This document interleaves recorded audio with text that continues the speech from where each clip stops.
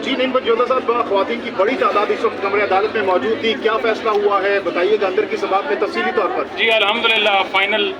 फैसला जो है अदालत ने महफूज कर लिया है और ये एक बड़ी खुशाइन बात है कि शुक्र है फैसला महफूज हुआ है। अदरवाइज़ हर रोज़ ही आज भी रिजवान अब्बासी भागा हुआ था और अदालत ने कहा था कि अगर आप नहीं आएंगे नेक्स्ट डेट के ऊपर वीडियो लिंक का मौका दिया था कि आप वीडियो लिंक के ज़रिए आएँ या आप दलाइल जो हैं वो दस्तावेज़ की सूरत में दे दें, लेकिन क्योंकि ना उन्होंने दस्तावेज़ की सूरत में दिए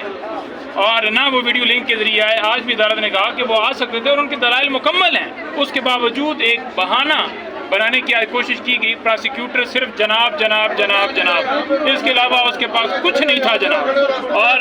वो साबित हो गया कि ये झूठे थे। और इंशाअल्लाह ताला आज फैसला आएगा और हम उम्मीद रखते हैं कि जो है ये केस इसमें सज़ा ख़त्म हो जाएगी और बिशरा बीबी साहिबा की हद तक रहाई, अगर सज़ा ख़त्म होती है तो रहाई आज ही हो सकती है, अगर आज ही फैसला वो सुनाते हैं। फैसला महफूज हो गया।